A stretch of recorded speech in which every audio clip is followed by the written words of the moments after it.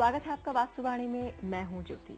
आज हम वास्तुवाणी में बात करने वाले हैं घर में जो हम वास्तु के दोषों को दूर करने के लिए यंत्र लगाते हैं उनके क्या साइड इफेक्ट होते हैं अगर आप गलत तरीके से उन्हें लगा लें।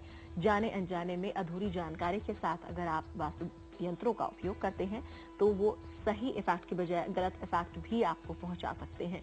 क्या है गलत जगहों पर गलत तरीके से लगाए गए वास्तु यंत्रों के साइड इफेक्ट, इस पर हम चर्चा करेंगे आज। और चर्चा करने के लिए हमारे साथ स्टूडियो में मौजूद हैं अंतर्राष्ट्रीय ख्याति प्राप्त ज्योतिषविद एवं वास्तुविद सर्वांग जी। सर्वांग जी, बहुत बहुत स्वागत है आपका। नमस्कार दर्शकों। सर्वांग जी, अक्सर आप बताते हैं कोई रेमेडी के लिए वास्तु यंत्र लगाने के लिए कि बिना तोड़फोड़ के इन यंत्रों के द्वारा रेमेडी की जा सकती है, लेकिन कई बार अधकचरी जानकारी जिन लोगों के पास होती है जो गलत तरीके से सलाह दे देते हैं, ये वास्तु यंत्र लगाने के बाद भी कोई सही प्रभाव नहीं देखने को मिलता, बल्कि कई बार ऐसा देखने को मिलता है कुछ और गलत हो गया, तो लोगों का जो विश्वास है वो भी कहीं ना कहीं खंडित होता है, उठता है वास्तु पर से। तो आज इसी पर हम चर्चा करेंगे कि वास्तु के जो यंत्र हैं गलत तरीके से क्या इनका वास्तव में अगर इन्हें लगाया जाए, मेरा पहला सवाल यही है, गलत अधकचरी जानकारी के साथ लगाया जाए तो क्या इनका वास्तव में खराब इफेक्ट भी निकल कर आता है?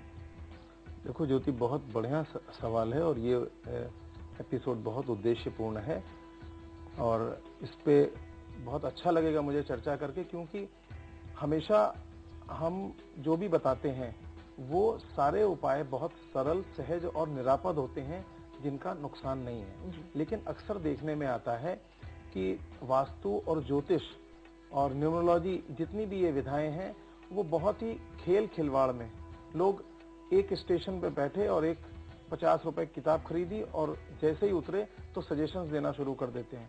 उसी तरह बहुत सारे अधकचरे जानकारी वाले लोग भी इस प्रोफेशन में, जैसे हर प्रोफेशन में अच्छे बुरे लोग होते हैं, तो एक लंबा और दीर्घकालीन अनुभव चाहिए होता है और लगातार शोध, और उसके बाद बहुत जिम्मेदारी वाला काम है कि आप अपने काम को वो करें। तो ये समझने से पहले कभी भी टेक्निकल चीजें जितनी भी हैं वो अपनी मर्जी से नहीं लगाना चाहिए। हमने कई बार देखते हैं, हमने कोई राहु के लिए कोई उपाय बताया किसी एक व्यक्ति को और उसी ने आगे 4 लोगों को और वही उपाय बता दिया कि हाँ राहु की मार, जैसा कि आप जबकि कहते हैं कि हर बार कुंडली को देखकर वास्तु के उपाय बताने चाहिए, लेकिन यही बात अक्सर होती है जैसा आप बता रहे हैं और उसके फिर गलत इफेक्ट देखने को मिलते हैं। किस एलिमेंट से रिलेटेड है, ट्रांजिट में है या नटल कुंडली में है, कहाँ पे कैसे दृष्टियां हैं, कौन से ग्रह उसके साथ जुड़ रहे हैं, बहुत सारी चीज। इतने लंबे अनुभव के बाद एक लगता है कि 1% 2% शायद ज्योतिष या वास्तु कुछ समझ में आया। इन लोग कहते हैं मुझे सब आता है, तो ये बड़ी समस्या वाली बात है। यहाँ यंत्रों के बारे में बात करने से पहले ज्योति हम चाहेंगे कि यंत्रों की अवधारणा या इनके पीछे रेमेडियल मेजर्स जो किए जाते हैं यंत्रों के माध्यम से, इनका उद्देश्य क्या है और इनका प्रभाव कैसे होता है। देखो 5 तरह के यंत्र होते हैं जी। पृथ्वी तत्व से रिलेटेड यंत्र, जल तत्व से रिलेटेड यंत्र, अग्नि तत्व से रिलेटेड यंत्र, वायु तत्व से रिलेटेड यंत्र और आकाश तत्व से रिलेटेड यंत्र। इन्हीं के आधार पर हम जो ज्योतिष और वास्तु में कई बारी विभिन्न आकृतियों की बात करते हैं, तो वो भी ऐसे ही है। जो पृथ्वी तत्व से रिलेटेड यंत्र हैं वो भद्राकार के और यानी स्क्वायर जो वर्गाकार होते हैं, और जो जल तत्व से रिलेटेड यंत्र हैं वो जो है गोलाकार या कमलाकार होते हैं, कमल के जो आकृतियां बनी होती हैं और इसके साथ जिगजैग शेप, जो लहरों का शेप होता है, वो जल तत्व को रिप्रेजेंट करता है। इसके अग्नि तत्व के लिए त्रिकोणात्मक स्वरूप अग्नि का होता है, तो अग्नि तत्व से रिलेटेड यंत्रों का प्रयोग में त्रिकोण का प्रयोग काफी होता है। इसके बाद वायु तत्व और आकाश तत्व, तो वायु तत्व भी गोल और उसके और भी प्रकार हैं, और आकाश तत्व बिंदु के रूप में एक अनंतता को सूचित करता है, तो बिंदु। तो ये है। इसी तरह फेंगशुई में जैसे हम बोलते हैं कि मेटल एंड वुड जो है वो अर्थ एलिमेंट का पार्ट है, उसी में होते हैं, लेकिन उनकी आकृतियां, तो वुड एलिमेंट उसमें भी पृथ्वी तत्व जो है वर्गाकार ही है और बाकी सब वैसे ही हैं। जो ये 2 अतिरिक्त तत्व आते हैं, इसमें वुड को आयताकार रखा गया है और जो धातु तत्व उसमें है उसको गोलाकार रखा गया है। तो ये सब, इसके अलावा इनके टिबेटन सिंबल्स अलग से हैं, इनके मंत्र अलग से हैं। यानी कहीं ना कहीं ये जानना बहुत जरूरी है कौन से तत्व से संबंधित ये यंत्र है और उसका सही जगह समन्वयात्मक प्रयोग होते हैं मिलकर के। कोई एक एलिमेंट इनके कॉन्ट्राडिक्टरी, हमेशा कहते हैं कि डिस्ट्रक्टिव और कॉन्स्ट्रक्टिव इसके साइकिल्स होते हैं। तो हम गलत जगह, अगर मान लीजिए कोई वाटर एलिमेंट से संबंधित जगह को एनहेंस करना है तो वहां वाटर रख सकते हैं, लेकिन वाटर को पैदा करने वाला तत्व फेंग शुई में मेटल है, तो इसलिए मेटल के साथ वाटर अगर वहां रखेंगे, मेटल के साथ वाटर, तो बहुत ज्यादा फ्लरिश होगा। कहीं ना कहीं बहुत ज्यादा पूरी तरह से हर चीज को कुंडली को देखते हुए ये बहुत जरूरी है, घर की कुंडली भी और घर की वास्तु स्थिति को, वरना फिर ये यंत्र जहां नुकसान हटाने के लिए यूज किए जाते हैं, दिक्कत को दूर करने के लिए, ये दिक्कत देने वाले हो जाते हैं। तो दर्शकों, जाना आपने किस तरह से अगर इन यंत्रों का इस्तेमाल आप गलत जगह पर गलत ग्रहों की स्थिति में करेंगे और बिना इनके तत्वों को जाने करेंगे तो ये आपको फायदा देने की बजाय नुकसान पहुंचा बैठेंगे और आप कहीं ना कहीं इसका दोष मढ़ देंगे वास्तुशास्त्र पर, जो कि पूरी तरह से वास्तुशास्त्र अपने आप में वैज्ञानिक है। और साथ ही साथ अगर सही तरीके से इस्तेमाल करेंगे तो आप इसके सही इफेक्ट, सकारात्मक इफेक्ट अपनी जिंदगी में आसानी से देख सकते हैं। इन्हीं सारी बातों पर हम चर्चा कर रहे हैं। रुक रहे एक छोटे से ब्रेक के लिए, जल्द लौटेंगे।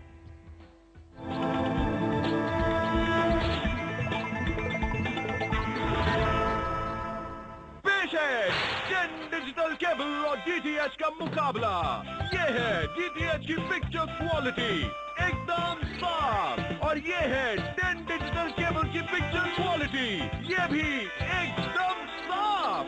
पर ये क्या, 10 डिजिटल केबल के साथ पैसों की बचत भी? नतीजा बिल्कुल clear, 10 is the winner. 10 digital cable, देखे जरा। हम हैं उधर, लाखों निगाहें हैं जिधर। आपकी आउटडोर एडवर्टाइजिंग की हर जरूरत का समाधान, देश के 10 बड़े राज्यों में पहुंच। Sigma treatment, C165 Faizabad road, Indira Nagar, Lucknow 226016। Phone करें या मेल करें।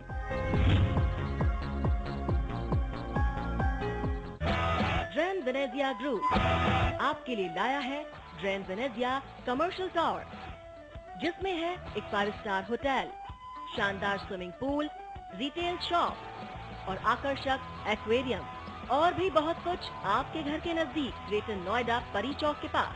Drain Venezia commercial tower. एक शब्द जिससे जुड़ी है जिंदगी, 3 पहरेदार जो चलाते हैं हर किरदार, एक आवाज जो तय करती है नियति, एक घड़ी जिससे बनती है हर खबर।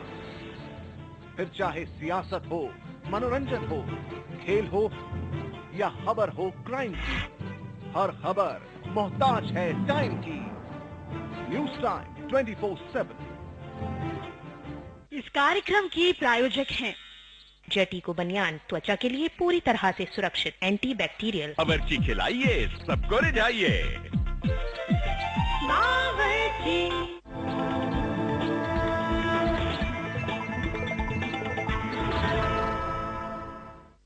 स्वागत है ब्रेक के बाद। तो दर्शकों, आज हम बात कर रहे हैं यंत्रों के बारे में, किस तरह से गलत तरीके से इन यंत्रों का उपयोग आपके जीवन में नकारात्मकता ला सकता है, इनके गलत साइड इफेक्ट्स आप देख सकते हैं। हम बात करेंगे पिरामिड्स के बारे में, बात करेंगे विंड चाइम्स के बारे में, बात करेंगे क्रिस्टल बॉल के बारे में, साथ साथ और भी तमाम यंत्रों के बारे में जिनके उपयोग से अक्सर बताया जाता है, रेमेडियल आपको वो सुझाया जाता है, बातें बताई जाती हैं किस तरह से आप बिना तोड़फोड़ के रेमेडी कर सकते हैं। लेकिन अगर गलत जगह पर गलत तरीके से गलत तत्वों के साथ इन्हें यूज कर लिया जाए तो इनके गलत साइड इफेक्ट भी देखने को मिलते हैं। इस पर हम चर्चा बढ़ाते हैं सर्वांग जी के साथ।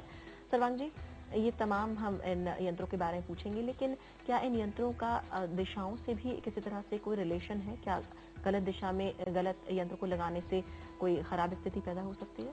बिल्कुल, हर यंत्र की एक निश्चित दिशा है। जैसे जो 10 दिशाएं शास्त्रों में कही गई हैं, वो 8 दिशाएं, 4 मुख्य दिशाएं, 4 उप दिशाएं और एक नीचे की तरफ पाताल और एक अंतरिक्ष, इस तरह से 10 दिशाएं कही गई हैं। और इनकी हर दिशा का ग्रह स्वामी अलग है और हर दिशा का ग्रह स्वामी अलग है और जी उनके अंक अलग अलग हैं और उनके रंग अलग अलग हैं, उनकी संख्या, सारी चीजें फर्क है और उनके तत्व अलग अलग हैं। तो उसी के आधार पे यंत्रों का निर्माण होता है। कहीं हमें 2 यंत्र मिला के करने हैं, कहीं पर 3 यंत्रों का समन्वय करना है, 3 एलिमेंट्स जोड़ने हैं, कहीं पे कोई चीज। अब मान लीजिए जैसे यानी कि सर्वांग जी कई जगह मिक्स एलिमेंट की बिल्कुल। यंत्रों को भी लगाया जाना जरूरी हो जाता है। समस्या है, कैसे ग्रह हैं, तो ज्योतिष वास्तु सब मिला करके फिर इसका निर्णय करना एक विशेषज्ञ की बात है। तो कभी भी जो हम सामान्य उपाय बताते हैं वो बिल्कुल निरापद होते हैं, आप आंख बंद करके उसका लाभ उठा सकते हैं। और जो उपाय विशेष हैं वो सोच समझ के जब हम कभी बताते हैं कि हाँ इस चीज के लिए ये है उसका, या कोई सवाल पूछता है अपनी समस्या या अपने नक्शे के आधार पे, तो उसके लिए जो उपाय बताएं, हर आदमी उसको मनगढ़ंत तरीके से नहीं करे, वरना उसका नुकसान उठाना पड़ेगा। जी, क्योंकि अपने आप में उपाय सही है, यंत्र सही है, लेकिन उनका उपयोग गलत तरीके से, गलत दिशाओं के साथ कर लिया जाए तो वो नुकसान करेगा। चलिए अब बात करते हैं, सबसे पहले क्रिस्टल बॉल की बात करते हैं। अक्सर आप बताते हैं कि काफी ऊर्जा ये देती है, नेगेटिविटी को ये खींच लेती है। क्या गलत जगह पर क्रिस्टल बॉल को लगाने से क्या नकारात्मकता पैदा हो सकती है? इसके कोई साइड इफेक्ट देखने को मिल सकते हैं? अगर हाँ, तो कैसे साइड इफेक्ट और कहाँ पर ये गलत इफेक्ट देती है? क्रिस्टल बॉल एक ऐसी वस्तु है कि एक नेचुरल रॉक क्रिस्टल होता है, नेचुरल पत्थर है, और ये बहुत ही ज्यादा पॉजिटिव एनर्जी से युक्त होता है। लेकिन क्रिस्टल बॉल के बारे में एक बात बहुत जरूरी बता दें कि क्रिस्टल बॉल थॉट्स को, आपके विचारों को कैरी करने की सामर्थ्य होती है इसमें। तो क्रिस्टल बॉल को किसी भी समस्या के लिए या किसी भी एलिमेंट के लिए प्रोग्राम किया जाता है प्रॉपरली। तो अब आपने अगर क्रिस्टल बॉल को प्यूरिफाई नहीं किया तो वो पीछे से जो हजारों हाथों से जो होकर के आ रहा है, उनकी जो थॉट्स हैं वो है, तो कई बारी क्रिस्टल बॉल सीधे सीधे रख देने से आपको उसका नुकसान भी मिल सकता है।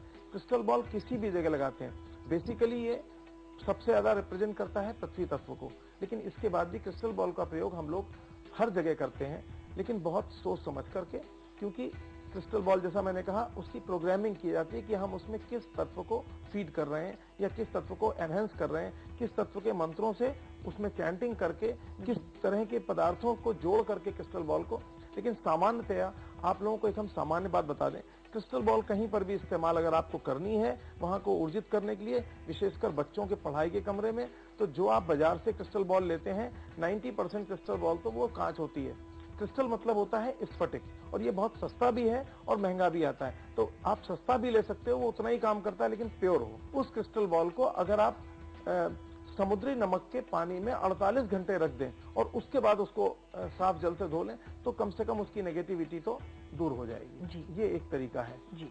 तो ये एक तरीका हुआ। और साथ ही साथ बात करें अगर पिरामिडों की, तो पिरामिड का उपयोग आप बताते हैं बहुत सारी दिक्कतों को दूर करने के लिए। क्या गलत जगह पर लगाने से पिरामिड का भी कोई गलत इफेक्ट देखने को मिलेगा? अगर हाँ, तो वो कैसा हो सकता है? पिरामिड या कोई भी धार्मिक यंत्र किसी भी शौचालय या ऐसी किसी जगह जहां नकारात्मक वस्तुएं हो, वहां पहली बात तो नहीं लगाना चाहिए। दूसरी चीज, पिरामिड अपने आप में एक टूल है ऊर्जित करने का, किसी चीज की एनर्जी को मल्टीप्लाई करने का। तो पिरामिड भी इसी तरह से, पिरामिड हर जगह इस्तेमाल कर सकते हैं, लेकिन पिरामिड के अंदर हम किन यंत्रों का उपयोग कर रहे हैं, पिरामिड के अंदर किस तरह के सिंबल्स का प्रयोग कर रहे हैं, वहां हम फायर एलिमेंट से रिलेटेड सिंबल्स का प्रयोग कर रहे हैं या वहां वाटर एलिमेंट से रिलेटेड सिंबल्स का प्रयोग कर रहे हैं, मटेरियल वाइज किस चीज का पिरामिड है, वो किस डायरेक्शन के लिए है, ये इंपॉर्टेंट है। इसलिए पिरामिड के लिए भी मैं यही कहूंगा कि पिरामिड जब तक उसमें जानकारी नहीं हो तो पिरामिड का प्रयोग ऐसे नहीं करें। सामान्यतया पिरामिड बिना किसी सिंबल के या बिना किसी यंत्र को रखे उसको ऐसे आप कहीं पर भी इस्तेमाल कर सकते हैं जी। तो दर्शकों, आपने जाना किस तरीके से इन यंत्रों को उपयोग करना है। अगर आप गलत तरीके से, गलत दिशा में इनका उपयोग करते हैं तो ये सकारात्मकता देने की बजाय आपको नकारात्मक प्रभाव भी दिखा सकते हैं। रुक रहे एक छोटे से ब्रेक के लिए, और तमाम यंत्रों के बारे में हमारी चर्चा जारी रहेगी छोटे से ब्रेक के बाद।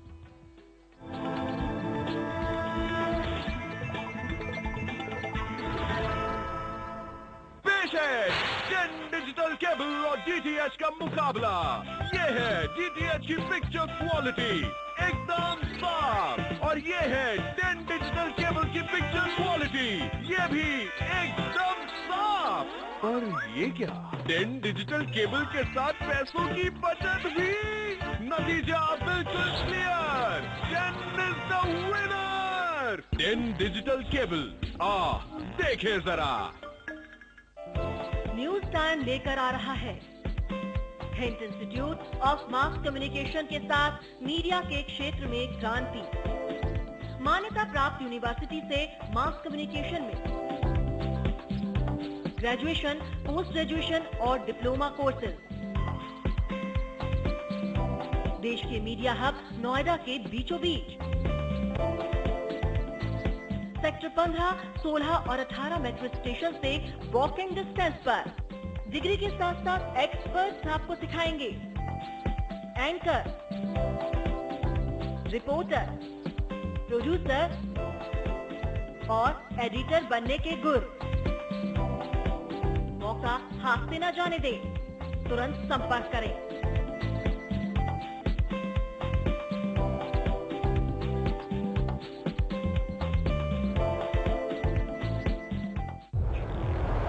Still has a lot to prove. It's a young man's game.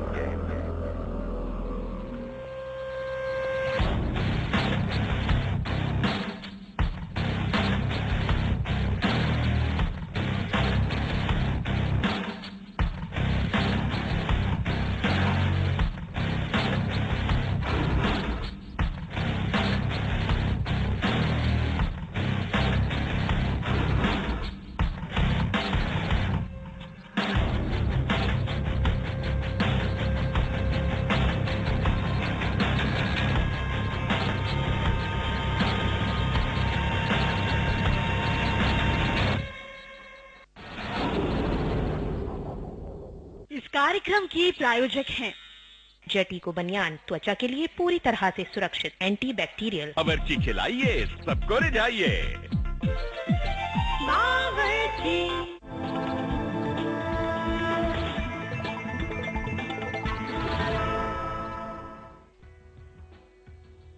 स्वागत है ब्रेक के बाद। और वास्तु बारे में आज हम बात कर रहे हैं किस तरह से वास्तु यंत्रों के गलत उपयोग से आप अपने जीवन में नकारात्मकता को भर लेते हैं, किस तरह से ये छोटे छोटे यंत्र आपकी विपत्तियों को, आपकी परेशानियों को दूर करने की बजाय, रेमेडी देने की बजाय आपको और नुकसान पहुंचाने लगते हैं। गलती इनके उपयोग में है, ना कि इन यंत्रों में। और इसी पर हमारी चर्चा जारी है। चर्चा का आगे बढ़ाते हैं सर्वांग जी के साथ। सर्वांग जी, तमाम बातें आपने बताई, क्रिस्टल बॉल को कैसे यूज करें, पिरामिड्स को कैसे यूज करें। अक्सर लोग विंड चाइम्स की आप बात बताते हैं कि किस तरह से ये भी सकारात्मकता लेकर आती है। साथ ही साथ आप इनके बारे में संख्याओं के बारे में बताते हैं। लकड़ी की होती है विंड चाइम, मिट्टी की नलियों की होती है और कांच की होती है, तमाम चीजों की, क्रिस्टल की होती है। क्या ये अलग अलग एलिमेंट्स भी अलग अलग वजहों से होते हैं, और अगर क्या इनके गलत उपयोग कर लिए जाएं, गलत जगह पर लगा दी जाए, तो क्या ये भी नकारात्मकता दे सकती है? और अलग अलग तत्व हैं, वो किस तरह से महत्व रखते हैं? बहुत अच्छा सवाल है। देखिए, विंड चाइम का भी वही बात आती है। अब जैसे मान लीजिए कि विंड चाइम अलग अलग आपकी फेसिंग के आधार पे, जैसे मुख्य द्वार पे विंड चाइम लोग कुछ भी लगा देते हैं। अगर आपका, हमने जब भी ये सेक्शन लिया है या फेंगशुई के बारे में जब बात की है, तो मैंने बताया है कि ईस्ट और साउथ ईस्ट दो डायरेक्शन ऐसे हैं जो वुड एलिमेंट से रिलेटेड होते हैं।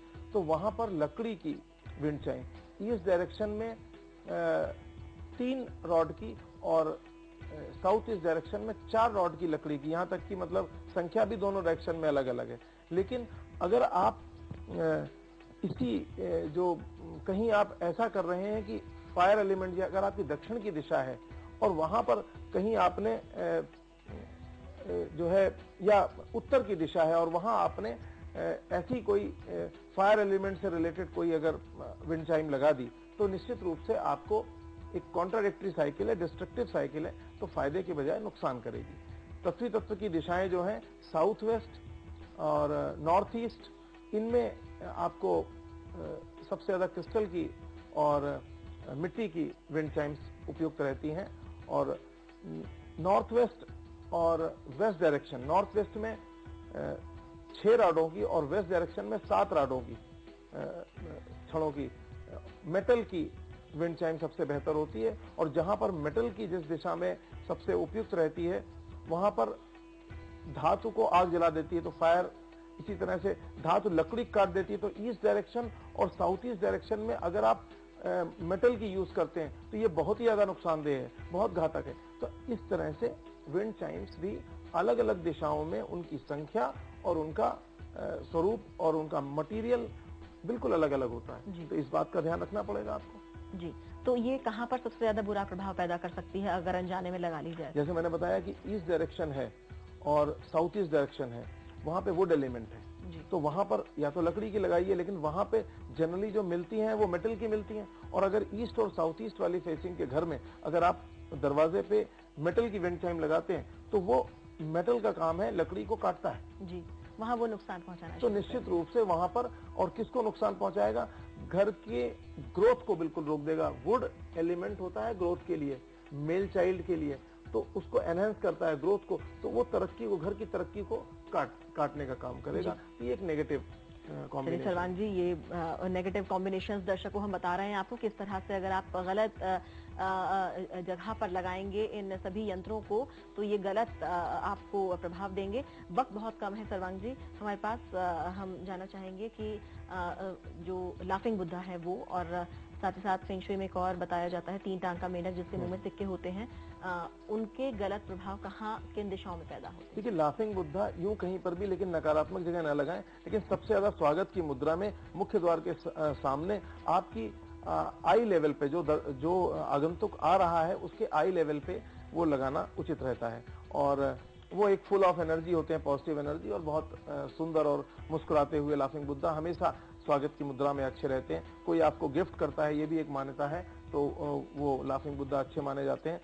फेंग शुई में जो मेढक का है, 3 टांग का मेढक, चाइनीज बिलीव में सिक्का लेकर के, यानी धन को लेकर के, धन के आगमन का सूचक है। तो अगर आप दरवाजे के बाहर की तरफ उनका मुख कर देंगे मेढक का, तो वो निश्चित रूप से धन लेके जाने का सूचक हो जाएगा, तो वो नेगेटिव हो जाएगा। तो हमेशा जो 3 टांग का मेढक रखा जाता है वो सिक्का लेके अंदर आने की तरफ और थोड़ा छिपा के रखते हैं कि सीधे सीधे उस पर दृष्टि ना पड़े।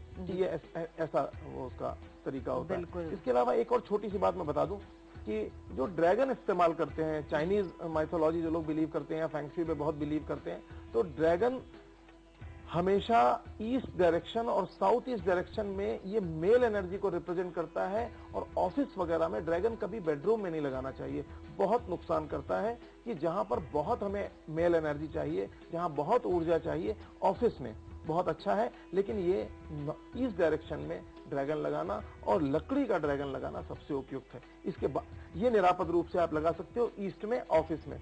बाकी जगह जो ड्रैगन अलग अलग चीजों के लगाए जाते हैं वो एक बहुत ही टेक्निकल मुद्दा है। वो कुंडली और दिशाओं का और मेटल देखकर, तत्व देखकर लगाया जाता है। बस वक्त बहुत कम है, एक छोटा सा टिप ऑफ द डे इसी बाबत हमारे दर्शकों। इसी बाबत ये कि अगर ईस्ट में आपने मेटल का वो लगा दिया तो समझ लीजिए निश्चित रूप से आपकी ग्रोथ को और आपके ऑफिस को नष्ट करने में सहायक होगा। तो आप एक फिर यहाँ पर हम बात करेंगे कि तमाम सारे उपायों में मैं किसको अपनाऊं। तो वो अपनाने के लिए एक समन्वयात्मक रूप जो है वो ब्रह्म स्थान में सारी दिशाओं का एक समन्वयात्मक रूप होता है। और वहां पर अगर आप एक दीपक अगर जलाएं एक सुबह शाम 1-1 घंटे, तो पूरे जगह की नेगेटिविटी को बर्न करेगा और उसमें सकारात्मक ऊर्जा देगा। अगर वो आप कहीं सुमंगल दीपक का प्रयोग जो मैंने कई बार बताया है वो अगर आप ब्रह्म स्थान में करें तो बाकी आप इसको आप निरापद रूप से कर सकते हैं। लेकिन आप बाकी चीजें अपने, इसमें सारे मेटल्स का सारे एलिमेंट्स का समन्वय होता है जो मैं पहले कई बार बता चुका हूँ। तो आप सुमंगल दीपक का प्रयोग मध्य स्थान में, ब्रह्म स्थान में कर सकते हैं। बिल्कुल।